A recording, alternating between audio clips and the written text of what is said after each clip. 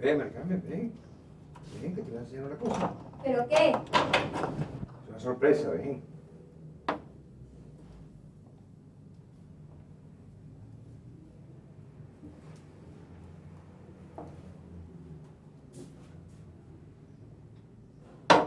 ¿Por qué cierra? Porque tiene que ser oscura.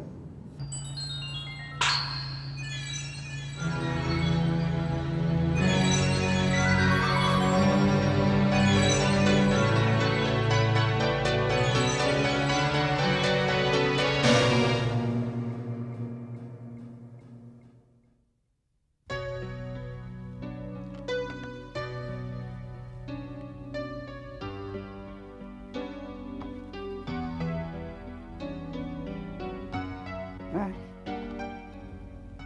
qué tiempos aquellos. Hola, amigos. Quizá los criminales que más indignación producen y que más deseos de venganza suscitan son los asesinos de niños. En Punta Umbría había uno al que llamaban Frankenstein. Ese mató a una niña preciosa. Fue un caso estremecedor. Ya verán. Eran las 11 de la noche y Mari Carmen Carretero, de 9 años, aún no había regresado a su casa, el Hotel Emilio de Punta Umbría. Sus padres se alarmaron y denunciaron su desaparición. En los días sucesivos, la Guardia Civil la buscó por todo el pueblo y sus contornos, por el campo, por las playas, por la ría, pero no había el menor rastro de la pequeña. Rechazada la hipótesis del accidente, se pensó que pudiera tratarse de un secuestro, dado que algunas llamadas telefónicas amenazaban a la familia con que tendrían que pagar 15 millones de pesetas. Por intentarlo todo, los padres consultaron a videntes, pero sus predicciones iban descaminadas.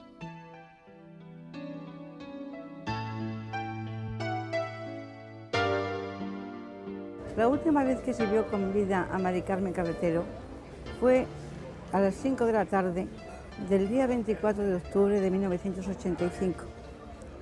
La niña había devuelto la bicicleta a su primo Francisco Jesús, diciéndole que se iba a jugar. Pasaron los días y esta era la única prueba que podía tener la Guardia Civil para la investigación, que iba a ser muy laboriosa. La inquietud crecía por momentos. Se temía que esa niña con cuerpo de mujer hubiera caído en las garras de algún desalmado.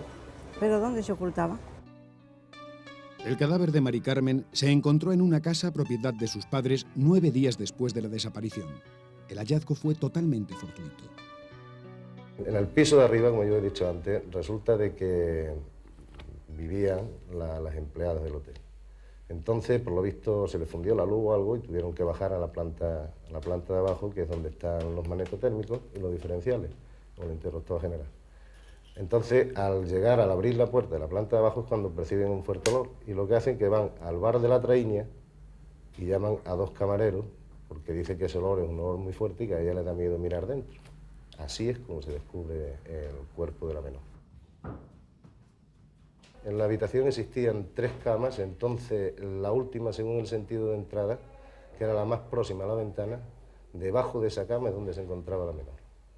Se encontraba con las manos atadas y el cuerpo a la vista no se percibía porque tenía la colcha, me parece que era una sábana, no recuerdo bien, me parece que era la colcha, bajada, de tal forma que no permitía que se viera el cuerpo.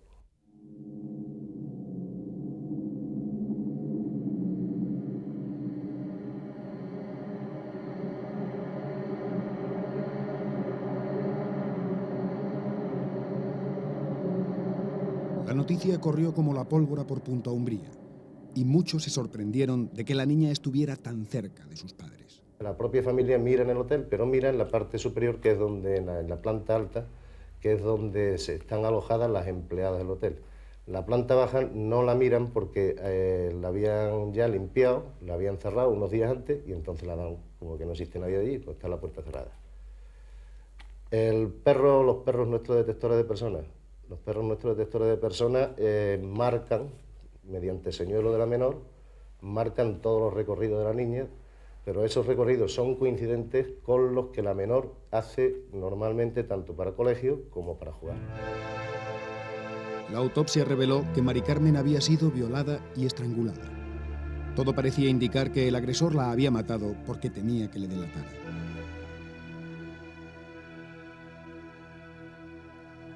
Más de 3.000 de los 8.000 habitantes del pueblo acudieron al entierro tan consternados como indignados.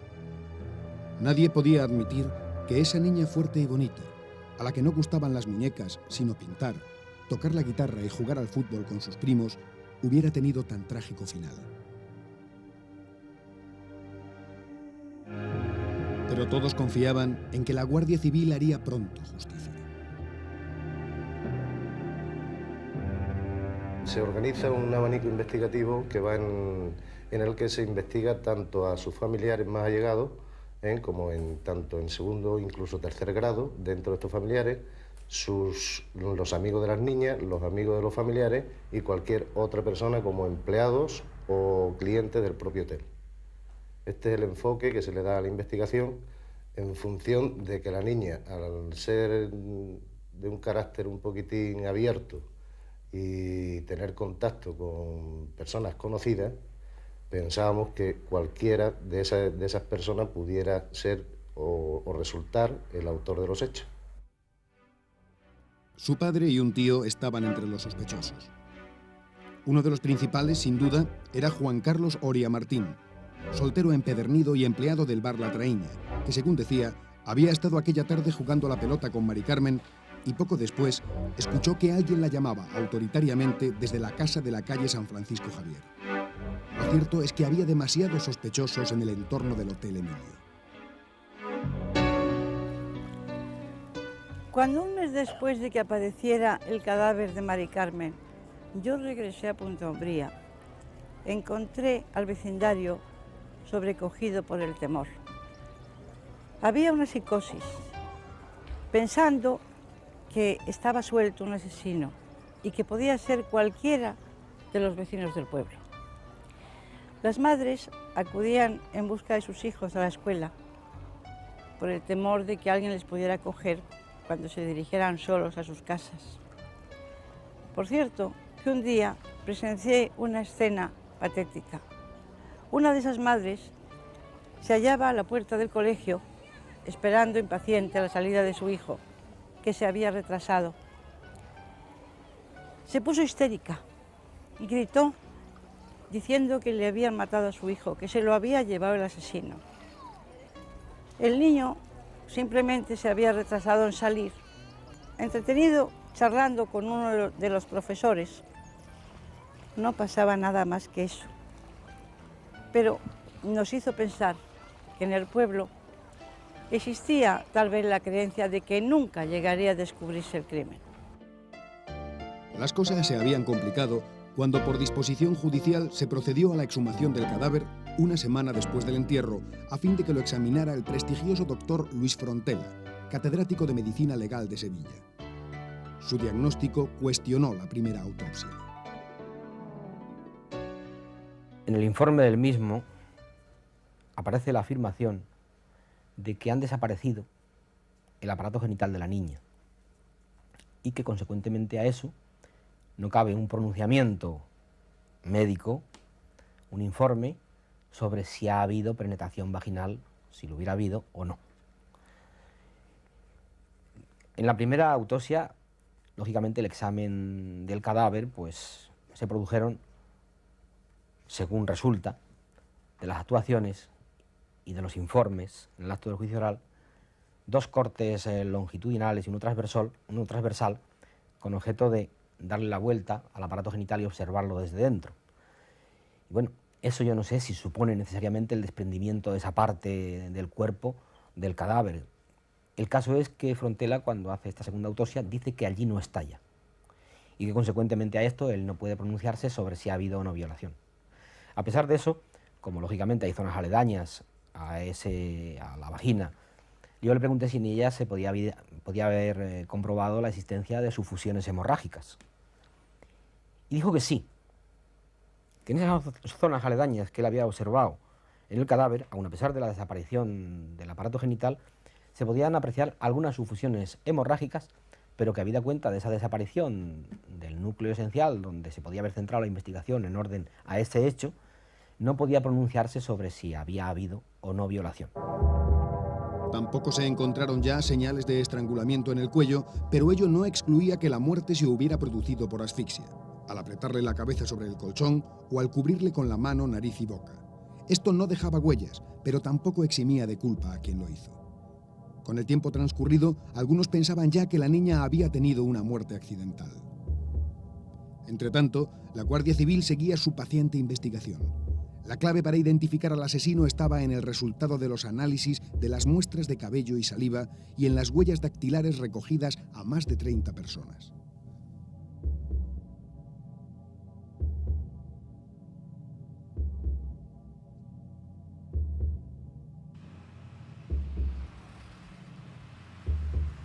Por fin, 41 días después de la desaparición de Mari Carmen, la Guardia Civil detuvo al presunto asesino. Era el que menos se esperaba, el portero del Hotel Emilio, Juan Carlos Clavijo. El laboratorio reveló que había vello y fibras de su camisa en la cuerda con que maniataron a la niña. Además, los investigadores demostraron que su coartada era falsa. La coartada de Juan Carlos Clavijo era que, me parece que era sobre las 15:30 horas de ese día, marchó a Talleres Numaica de Punta Umbría con los hermanos Camacho. Los hermanos Camacho son los propietarios del taller Numaica, y se mantuvo casi toda la tarde en el propio taller con ellos. Resultó eso no ser cierto, porque si en verdad sí a las 3:30 o las 15:30 horas sí fue a Talleres Numaica, enseguida volvió con un tercer amigo de ambos, un tal Johnny. Entonces ya regresó al pueblo de Punta Umbría y ya vino andando. Esto se confirma porque precisamente dice que vuelve con el coche del mayor de los hermanos Camacho, cuando eso no es cierto, porque el mayor de los hermanos Camacho aquel día estaba en consulta médica en Huelva, que justificó mediante receta médica y mediante receta y sellado de farmacia donde adquirió los medicamentos que le habían mandado. Yo no sospechaba de nada porque este muchacho era un tío estupendo, que este muchacho aparentemente era estupendo. Este hombre aquí no dio ni un día el mínimo problema. Y tanto es así que él se quedaba con los niños de mi hermano muchísimas noches, porque como él no tenía, él creo que estaba separado de la mujer. Entonces no tenía otro amigo que mi hermano José Mari y los mismos compañeros del fútbol. Entonces una vez que terminaba siempre estaba con mi hermano. Él se quedaba con mi hermano, se quedaba aquí y yo la verdad, yo decía, hombre, yo no podía sospechar nunca nada. Pero a mí la Guardia Civil me decía que sí. La detención se practicó o procuramos realizarla con la mayor discreción, precisamente por temor a que existiera linchamiento, que era lo que normalmente todos los días estaban pidiendo la población de Punta Umbría. En su declaración, ratificada después ante el juez, Juan Carlos Clavijo reconoció que había matado a Mari Carmen asfixiándola porque rechazó sus lascivas caricias y le amenazó con decírselo a su madre. Sin embargo, negó que la hubiera violado. Días después, ya en prisión, el homicida aseguró que se había inculpado bajo presiones y torturas, pero nadie le creyó.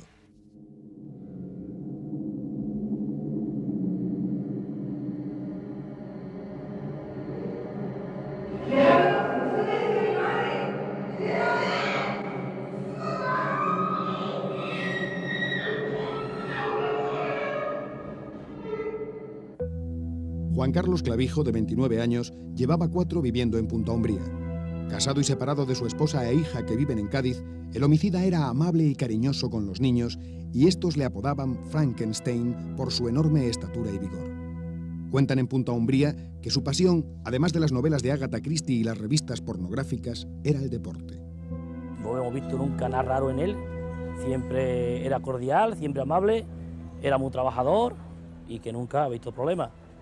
Así que cuando le pasó lo que le pasó, que se lo llevaron a la cárcel, él nos pidió la baja y nosotros le concedimos la baja. Clavijo también era delegado de deportes en el Colegio Virgen del Carmen, donde estudiaba la niña, y directivo del equipo de fútbol local.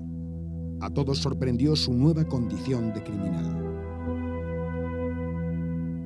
Ellos decían de que era imposible de que él pudiera ser porque era muy buena persona y que ellos no veían de que él fuera el causante de ese crimen tan horrendo, claro.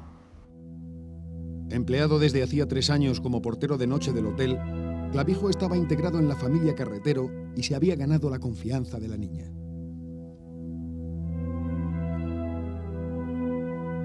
Probablemente nadie le conocía como la madre de Mari Carmen, pero no pudo desenmascararle. Llegó aquella noche más temprano que nunca y llegó y se sentó casi en la puerta de la salida del salón. Y no sé, yo miré para atrás, que estaba allí con mi sobrina, y le pregunté, digo, ¿no has visto a la niña? Dice, no, no la he visto. Yo seguí viendo la tele y él siguió allí sentado, normalmente, como si no, aparentemente, como si no pasara nada.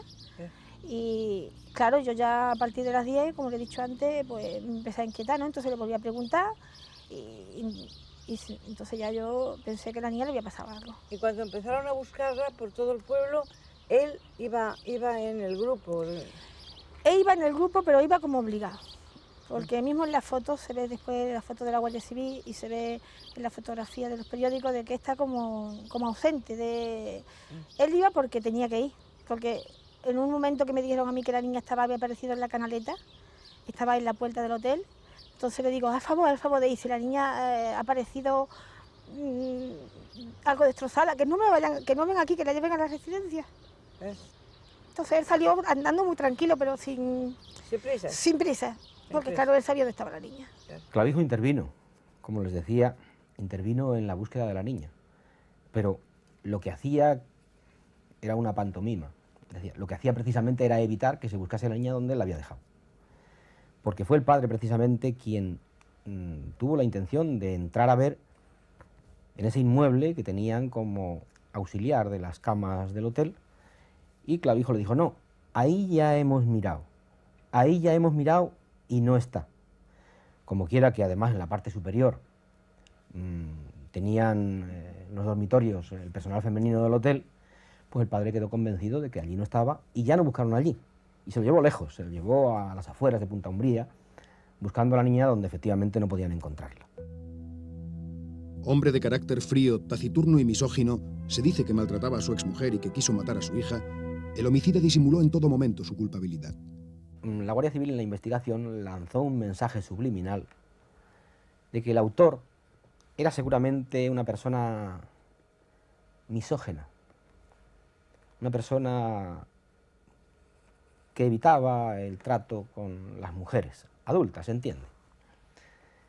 Y entonces, a partir de ahí, Clavijo, que había mantenido siempre una distancia enorme con todas las compañeras de trabajo, empezó a gastarle bromas que resultaban insólitas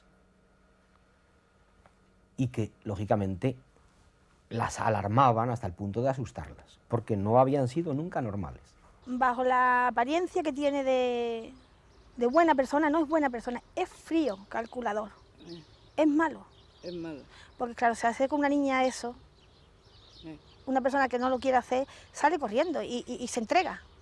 Pero eso fue premeditado, además está expuesto a muchas personas que dicen que es muy buena persona, que está en la cárcel, que se porta muy bien, pero que tengan cuidado, ¿verdad? En un momento dado puede reaccionar, porque bajo esa capa hay un criminal, El 20 de noviembre de 1987, 2 años después del crimen, Juan Carlos Clavijo fue juzgado en la Audiencia Provincial de Huelva. El procesado negó su participación en los hechos, pero las pruebas eran rotundas en su contra. Según el relato final del crimen, recogido en la sentencia, hacia las 5 de la tarde del 24 de octubre de 1985, Juan Carlos Clavijo se encontró con Mari Carmen, que montaba en bicicleta en la plaza contigua al Hotel Emilio. Actuando a impulsos de libidinosos deseos, el homicida concibió la idea de abusar de ella, para lo cual, valiéndose de la confianza que con él tenía, le pidió que le acompañara a la casa de la calle de San Francisco Javier, que sabía se encontraba vacía, con el propósito de enseñarle una cosa. La niña no pudo resistir la curiosidad.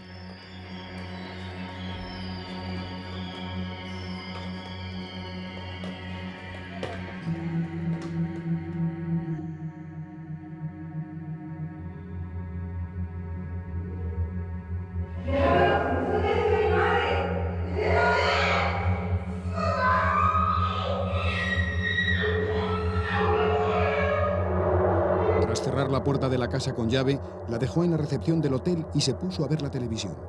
Durante 41 días mantuvo su secreto. La Guardia Civil venía aquí al taller, lo cogía, se lo llevaba, lo traía, pero ya el día a día se estaba viendo más intranquilo. Él se estaba viendo más intranquilo. Y decía, es que yo no sé, yo le decía, Carlos, si tú has ido, ¿por qué no dices? Dice, no, Antonio, que yo no he sido, yo, ¿cómo voy a hacer? Bueno, pues si no has sido, no vas a decir que has sido, pero si has sido, ¿por qué no dices? Claro, yo tampoco le podía decir, oye, si eres tú, di que eres tú. El tribunal le impuso una condena de 16 años por un delito de homicidio y de 1 año por abusos deshonestos.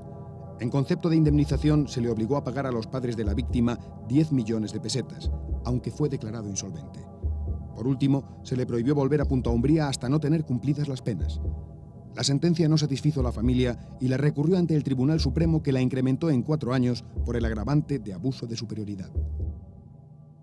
Yo siempre he creído en la justicia, vamos, he creído en los jueces, he creído en la justicia, pero bajo lo que va a pasar con lo de mi niña, pues verdaderamente estoy muy decepcionada, porque eso que la hayan condenado porque no lo quiso hacer, una niña que se coge, se lleva a una casa, se engaña porque fue engañada, porque la tuvo que citar en la puerta del colegio. Eso fue pensado. No pensó de ese día, pensó de la noche antes, porque él creía que yo estaba en Portugal.